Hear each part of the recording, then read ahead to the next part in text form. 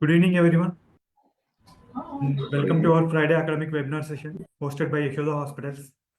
Myself, Dr. Madhu Kiran, Academic Head, Emergency Medicine.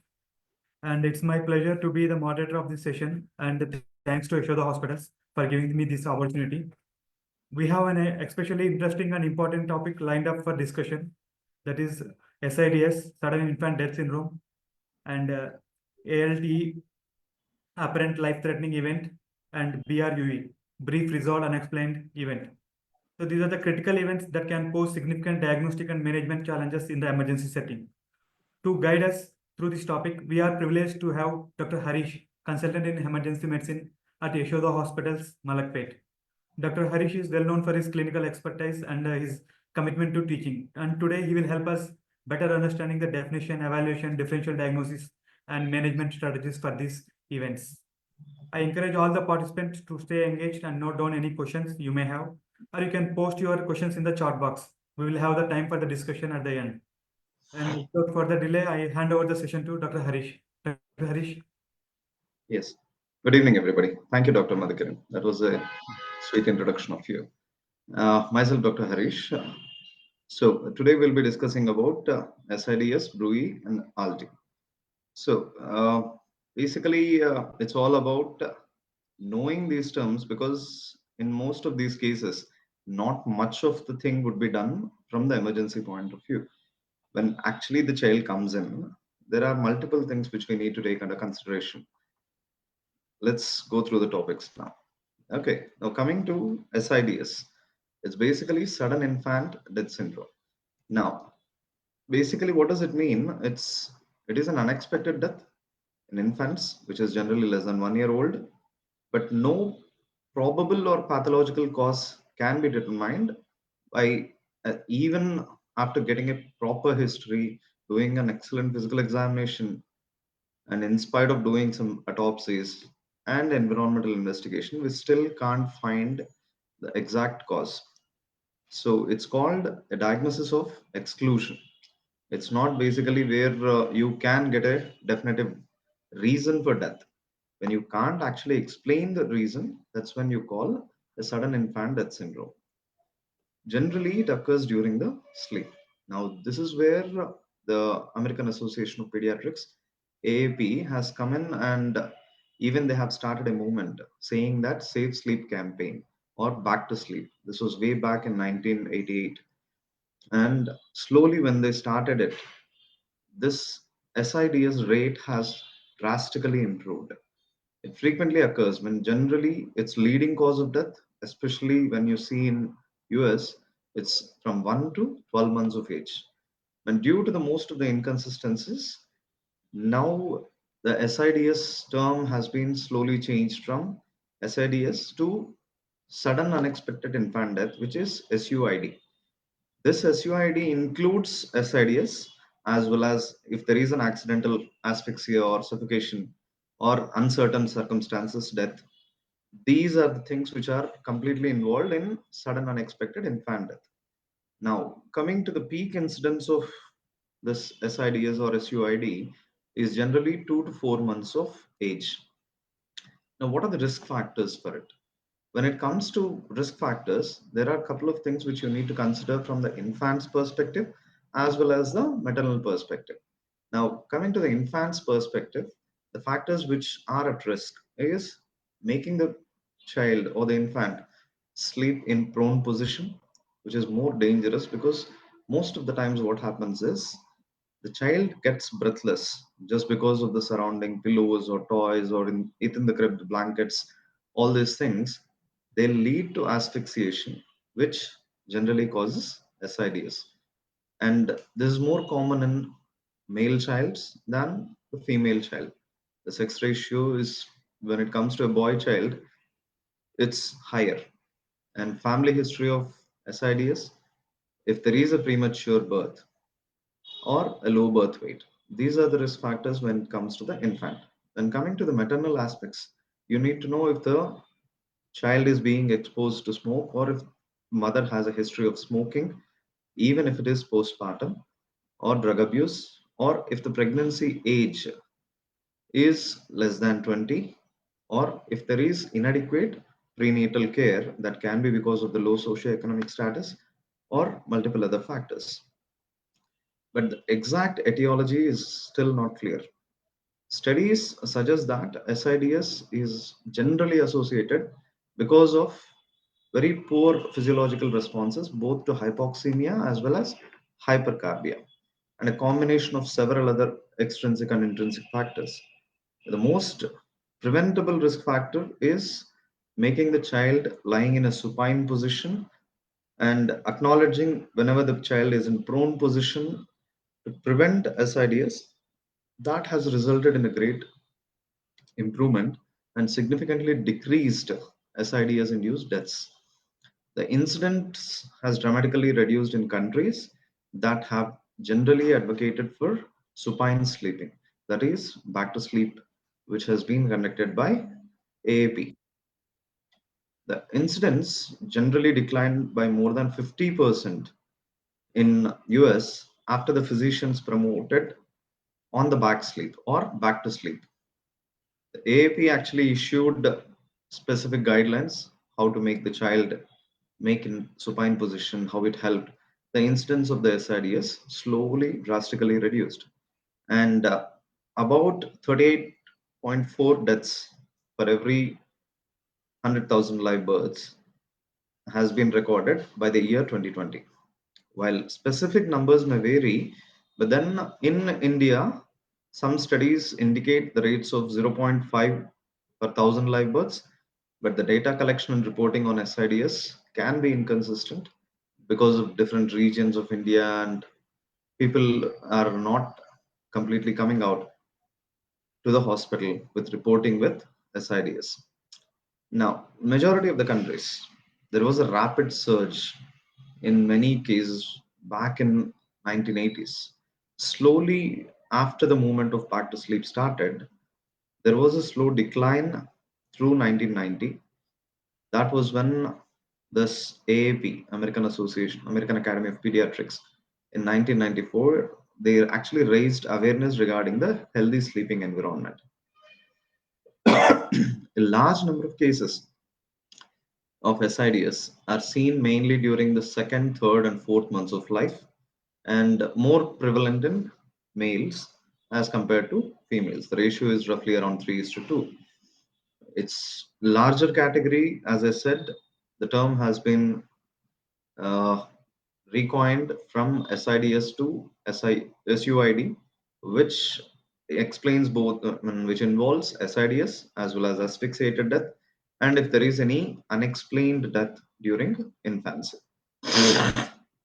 Now, coming to pathophysiology, what do we know until now when it comes to pathophysiology of SIDS? Because this is mostly done post-mortem, and the studies which have been involved are, most of them are after the autopsy has been done on multiple children, and multiple studies have involved stating what would be the possible cause and how much of it can be alter it and change it, benefit the child.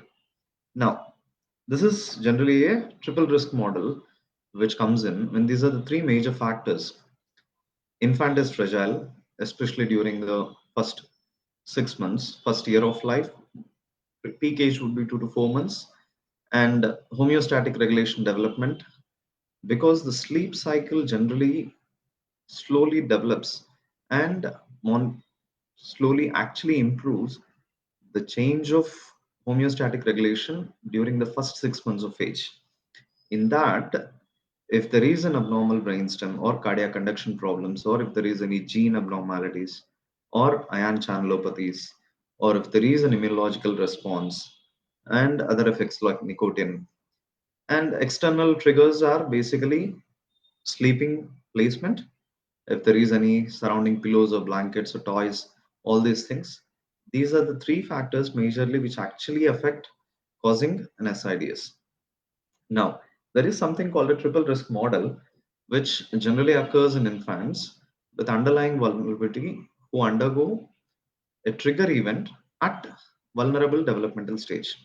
Now, these are the three things which you should keep in mind. One is underlying vulnerability is present.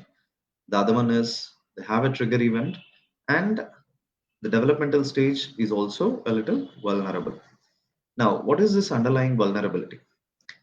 Now, when coming to underlying vulnerability, it's basically the physiological regulatory responses are very minimal or suboptimal, whichever way you call it.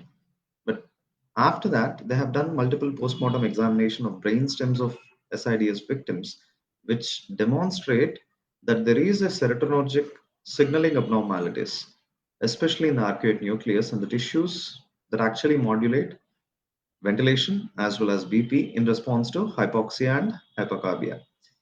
Affected infants also showed a slow decrease 5-HT1A receptor binding in the medulla, which actually influences autonomic responses by serotonin signaling.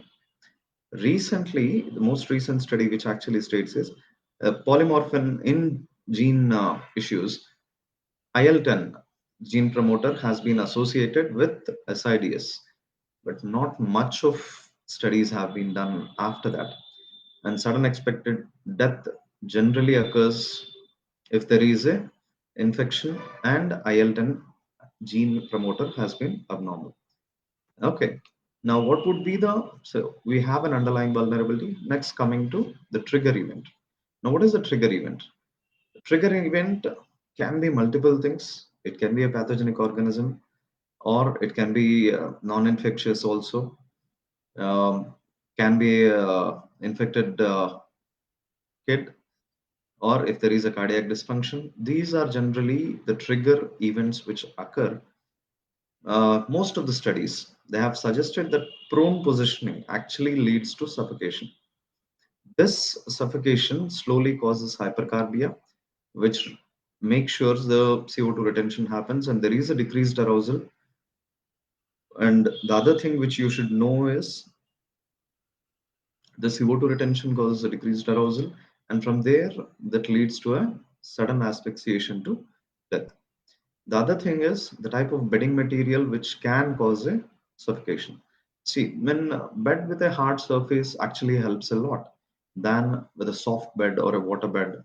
These things, when especially even the kid is in the crib or multiple blankets placement, they also needs to be removed. They should be avoiding any kind of overheating when making the kid a little cozy, and making the kid very warm is also not much helpful. That actually reduces the arousal pathway. The arousal threshold during sleep is very higher. Threshold is high initially, especially in the first 6 months of age, and that actually can also cause when the patient is lying down or when the child is lying down in the prone position. So that has to be taken care of. Data can be inconclusive. There are multiple other things which can be triggers, which, as I said, the cardiac dysfunction triggering an SIDS or an infection can also act as a trigger. Or most likely, if there is any pathogenic organism, some of the autopsies have revealed minimal cause for any pathogenic organism for the infants dying secondary to SIDS. But most of them, it was non-infectious, and the autopsies were actually relatively normal. So, what is the other thing in the triple risk? You have got an underlying vulnerability, you have got a trigger, and now developmental stage vulnerability. Now, most commonly, as I said, the peak incidence is between 2 to 4 months of age, generally a period marked by important changes in cardiac or ventilatory or sleep wake patterns. Generally, an impaired BP response, which causes a cardiovascular challenge, induced by generally what we do is during this 2 to 4 months or 6 months of age, maturation of sleep structure is what occurs. So that actually causes the child more being vulnerable to the possibility of SIDS. Now, the histopathology at autopsy, infants who die of SIDS generally demonstrate multiple internal and external findings, which are not sufficient all the time to explain the exact cause of death. Now, what are these internal and external findings? Now, coming to external findings, What they have seen in autopsies are it can include frothy, blood-tinged fluid, especially at the nasal nares, or I mean, otherwise, it child would be looking healthy or well developed. Internal observations in the autopsy, which have been seen, are subacute inflammation of upper respiratory tract. This can be secondary to whether hypoxemia or hypercarbia, or having a source of infection, which I said the trigger, or later on the child. I mean, the other observations are other than the subacute inflammation of upper respiratory, it will also have pulmonary congestion, it will have pulmonary edema. There are autopsies which have stated that there is multiple intrathoracic petechiae and persistent hepatic hemoptysis. But all you should understand is only 15% of the times autopsy actually noticed there is a cause of death, whether it be congenital abnormalities, whether it be injuries or infection, or if there is metabolic defects, ion channelopathies, cardiomyopathies, all these things. Only 15% of the time there was actually a possibility to make it what would be the cause of death in SIDS child. Now, how do they actually present to ED? See, as I said, SIDS, ED physician perspective, not much can be done, but we should know when to go for a resuscitation.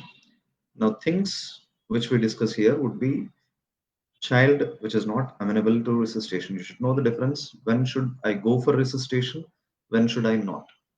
So when is it amenable actually to go for potentially there is a possibility that if we resuscitate, the child might come out is only when the child is warm or the infant is warm with apnea and no pulse.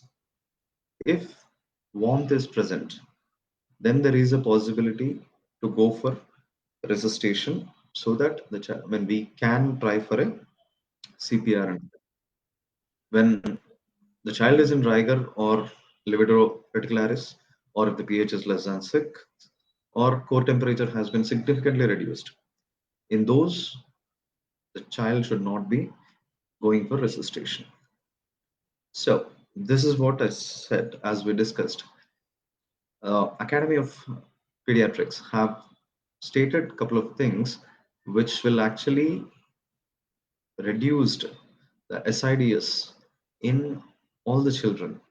These are called safe sleep guidelines. Now back to sleep. Baby should always be sleeping on their back, not in a prone position. You can share a room with the child, but not share a bed. The child should be in the same bedroom, parents in a crib, preferably on a hardened surface until the baby turns at least 1 year of age. But definitely for 6 months, the child has to be in the crib in the same room, but not within the same bed. Decreased, I mean, 50% of the time. Room sharing actually reduces the risk of SIDS by 50%. You don't need to put the child in another room and use this child monitoring devices, which are preferably avoided. And especially in India, we don't see much of it. There'll be one help or an attendee who will be attending it. So, but in US, however, they actually see this baby monitoring devices being used and the child being separately placed in another room. Now, the benefit of using a firm sleep surface. An infant should be placed on their back on a firm sleep surface with in the cabinet or in the bassinet or the crib. And at the same time, there should not be too many pillows or too many blankets.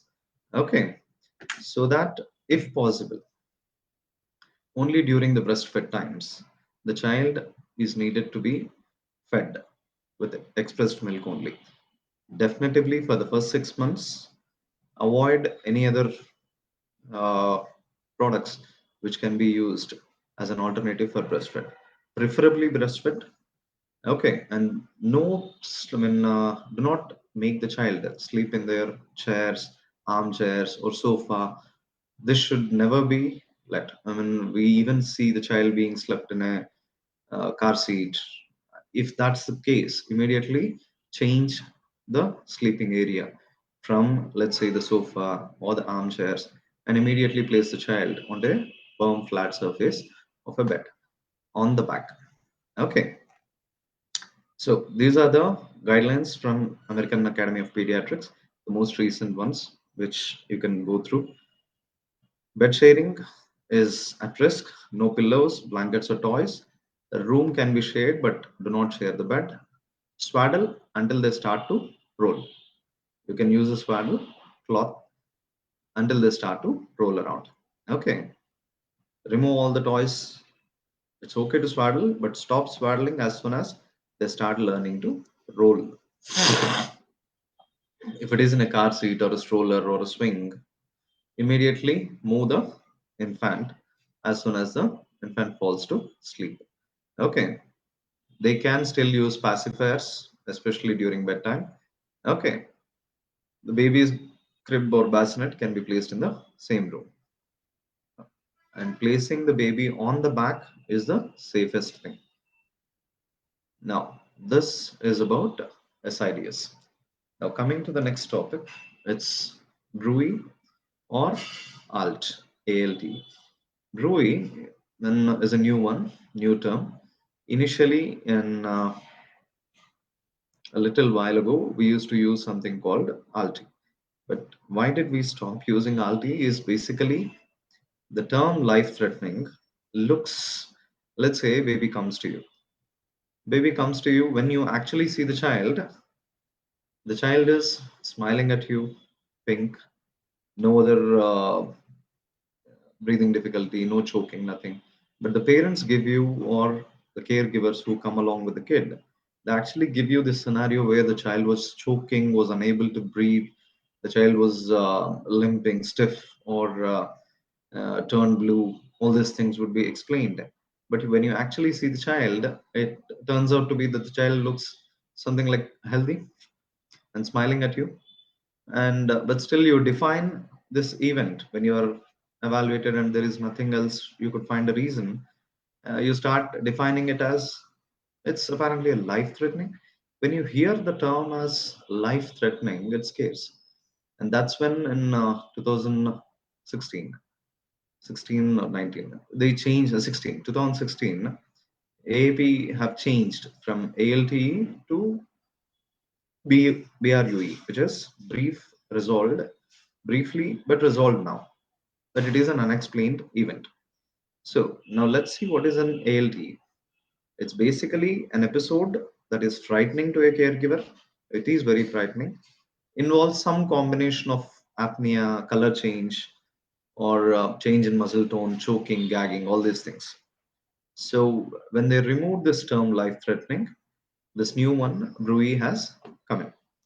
Now, how do we define BRUE?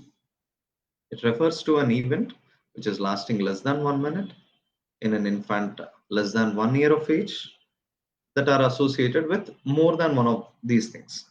Now, what are these? The following are: there is an absent breathing or an apnea state, or the breathing is reduced, or the child has become cyanotic or pallor, or there is an altered level of responsiveness, or the last one is the muscle tone has changed, whether the child is hypertonic or hypotonic. Now, this is also a diagnosis of exclusion. The diagnosis, you should have any one of those things, one or more, whether breathing pattern is changed, or the color is changed, or the conscious level is changed, or muscle tone is changed. Any of these four, one or more, but they have resolved. They didn't last more than 1 minute. They have resolved within minute, and it is seen in an infant less than 1 year. When the child is actually brought to you and the caregiver explains any of these things, but you see the child relatively doing well, then you can call it as a BRUE. Now, it's a diagnosis of exclusion is why when there is no explanation for a qualifying event, it's not a seizure, it's not a respiratory obstruction, upper airway, nothing has been made out, and there was no need for any CPRs. Actually, you can see a couple of times when the child is brought in saying that I have given a CPR for the child, for the infant, if they are trained professionals who are bringing you with BRUE. Now, risk classification, this is very, very important because when you know what is a high risk infant and a low risk infant, then you can decide how to actually treat them from the ED perspective. So when it comes to low risk infants, these are the infants where once you get a proper detailed history and do a physical examination, you can decide whether the child can be sent home or does the infant needs an observation. Okay, so risk classification is what has made it a little easier on making the decision for continuing the observation or hospitalization, or can we actually discharge them after an hour or two observation. So low risk infants include age more than 60 days, at least 2 months have been done. And how was the child delivered, whether it was premature or no, or post-conceptual age is more than 45 weeks.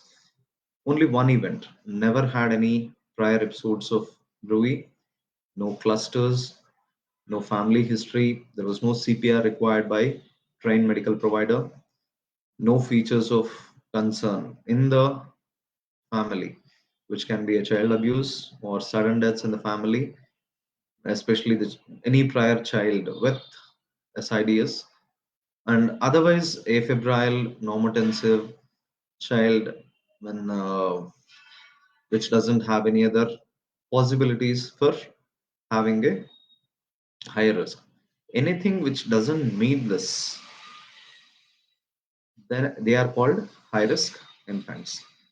Anyone who doesn't meet this low risk categories are called high risk infants. Now, what is the most common etiologies which we see generally in BRUE? Most of the times, if there is a GE reflex disease, or if there is a swallowing difficulty, if there is a small, short span of laryngospasm, or a minimal aspiration, or a micro aspiration which has occurred, especially after the feed, immediately the child has been made, made into sleep. If there is a micro aspiration which has happened, they can cause a BRUE. Okay. Or when it comes to neurologic examinations wise, if there is a possible neurological disorders, something like had a seizure or a brain tumors or breath holding spells, or brainstem neuroregulation is abnormal, or cardiorespiratory control is gone, if there is a minimal hydrocephalus or AV malformations in brain, those also can cause the respiratory infections.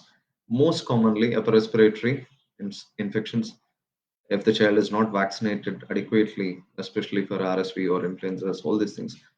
And the other things which can cause is sepsis or meningitis. These can cause the BRUE. And there are other things which are less common, something like cardiac, metabolic, upper airway obstruction. Generally, if the child is obese or if the child is a little higher than expected weight, BMI is a little higher. In those cases also, there is a possibility of upper airway obstructions in OSA, those things. The others are drug-related or allergic reactions, or the child has consumed something while being fed, okay, or abuse. These things needs to be known. These are the common etiologies, even though less common, you have to have an idea. Now coming to the history wise, what should I take while while asking for the history? Now you have to make proper observations. Who has actually seen the child having this event? Now, particularly, you have to ask them, whoever has seen the event, witnessed event, you should ask them what was the child breathing pattern? How was the color of the skin? What was the muscle tone? Was there any uprolling of eyes? Was there any noises made extra? Or how long was the episode? or if there was anything preceding to such an event. Was there a respiratory distress? Did the child gag even for a while? Was the child being fed during that point of time?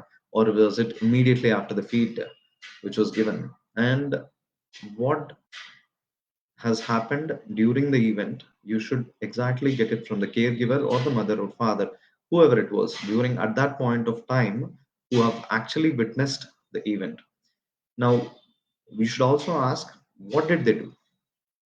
Did they do a gentle stimulation, or did someone try for a CPR, or did they give a mouth-to-mouth breathing, or did they do anything else, or did they make the child go into a kangaroo sleep position, something like that? What interventions did they do so that the episode actually slowly resolved? Now we also needs to know if there is any prenatal history of medications used by the mother, any history of drugs, tobacco, or alcohol medications which has been used during pregnancy, possibility, I mean, any prior history of similar child being having any episodes, and infant's birth history. We should know what was the gestational age. As we said, risk classification is what you need to know. Whether it is a high risk infant or a low risk infant, we should know at what was it term gestation or not, or was it a preterm? Was there any perinatal complications immediately after the child? Was there any meconium aspiration? Did the child require any ICU? Was the infant kept in ventilator immediately perinatal period? Was there any other congenital abnormalities which has been present or diagnosed immediately after the delivery? You have to know all these things. Now, how is the feeding habit? Is the mother able to feed the child well? Or is there any cough or vomiting? Or the weight gain has been very poor? And how is the growth or developmental history? Lengthwise, weight percentiles, developmental milestones. Is there any prior events, including recent illnesses? Let's say the child has recent fever or an upper respiratory, or a child has a small minor trauma, even if it is, or a recent exposure to any other infectious illnesses, or similar histories in the farm in any of the family members, early deaths, or long QT, arrhythmias, any other causative disorders. These are the points which you should ask for when you are actually collecting a history of the patient. Now, while coming to the physical examination part, see, all of you will get the vitals, which would be the heart rate and SpO2 for an infant. Other than that, you should notice the pediatric assessment triangle has to be always kept in mind. The PAT. Now, what are the vital signs? How is the respiratory signs? Any other, I mean, is the child tachypneic a little, or the work of breathing has been increased, or is there any tripoding position? Any obvious malformations which you can see, if there is a cleft lip or cleft palate, all these things also have to be noticed. If there is any neurological abnormalities, the posturing is a little different, head lag is there, signs of any infection or trauma, you should actually open up the entire clothing and see for a while to notice any kind of rash, any kind of physical abuse, possibly. If there is any chance of any other infectious part or trauma, which you should have a look. If possible, there is something called a fundoscope, which you can do to notice if there is any retinal hemorrhages. Okay. Now, once you have taken the history and physical examination, now you decide whether it is a low risk infant or a high risk infant. Now, if the infant is considered as a low risk, I mean, meets your low risk category infant criteria, then you observe the infant at least for 2 hours.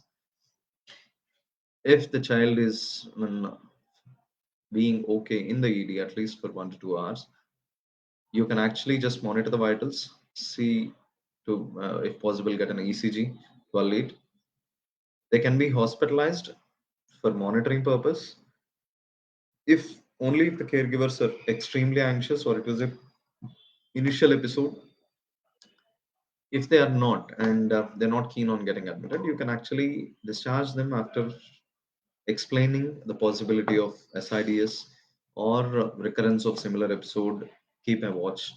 and then make sure they come for a follow-up within 24 hours. Now, for all the high-risk infants, there is no other go. You have to get the infant admitted. You have to do a couple of laboratory and imaging tests to look for any other possible causes. Now, when should I admit? When should I suggest admission for the child? Now, reasons for admission are these. If it was an BRUE or an ALTE requiring a resuscitation, even if it is a mouth-to-mouth breath, which has been given by the caregiver, or there is a central apnea which has occurred, or you feel that they might not come for follow-up, or if on arrival the child is actually hypoxemic or child is in tripod position, or you see that there is suspicion towards a child abuse, or more than one event in within 24 hours, or if there is any family history of SIDS or sudden unexplained death, or if you have found a reason, the possible reason for BRUE, then also you can go ahead and admit the child. Even things like abnormalities in the past medical history, the congenital abnormalities which have occurred, all these things you should know. Or premature child is, or ill looking child or sick looking child is also an indication for admission. So in these reasons, you always advise for admission. Keep the child at least for a 24-hour monitoring. If it is a high risk infant, you suggest for evaluation also, and then from there you go to the pediatrics. Now, treatment, the caregivers or the parents should be educated well about these episodes, and you can also offer them training in CPR for infants, safe infant care, how to do it. You should also suggest if it is a low risk infant, no need of cardiorespiratory monitoring, but they have to be re-evaluated within 24 hours. If it is a high risk infant, always try to look for cause. And once the cause is found out, treat it. And you can use apnea monitoring devices in high risk infants.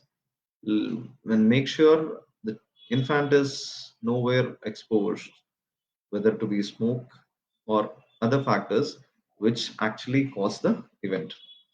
Always suggest them admission and evaluation. Now, this is an algorithm which has been advised by app so that you will know how to do it.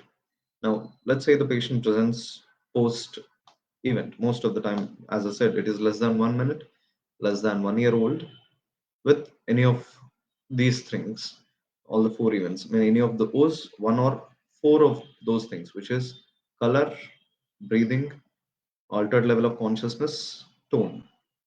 In these things, any one or more than that has happened. So definitely the infant has been brought to you after the event, and then you are unable to identify any cause. Then you go for the diagnosis of BRUE, because you are not able to identify any likely cause on history or physical examination. If you have identified a cause, you can just treat the cause. If you have not identified a cause, you make a diagnosis of BRUE. Once the diagnosis is made, now you decide whether it is a low risk or a high risk. If the child is low risk, then yes, you can make observation within the ED at least for an hour to two, and then slowly take it from there and give it to the pediatrics. Ask them to come for a follow-up within 24 hours. If it is a high risk, then definitely you advise admission and further evaluation with investigations. Okay, now see if there is any of these red flags. You have to include other differentials. If there is a laryngospasm or a congenital cardiac event which has been there, if there is an arrhythmia, if there is infection, suspicion towards sepsis, if it was a hypoglycemia, the child has not been fed for quite a while. Okay, all these things. If there is a possibility of toxin exposures or metabolic disorders, all these things you should always think of. Okay, this is clinical guidelines which has been suggested by the pediatric guidelines by NHSS and AAP. Okay, and these are my references. I would like to finish off this session. Thank you, everyone. Thank you, Yashoda Hospitals, for this opportunity. Thank you. Thank you so much, Dr. Harish, for the excellent and insightful presentation. So you have made this topic looks very easy. So it's the most complex and often confusing topic. Yeah. So I think we don't have any messages in the chat box also. Nice presentation. Okay, thank you. Conclude the Thank session. you, Dr. Madhu. Special thanks to Yashoda Hospitals for giving this opportunity and Very much thanks to them. supporting academic activities like Yeah. Sure. yeah, okay. Okay.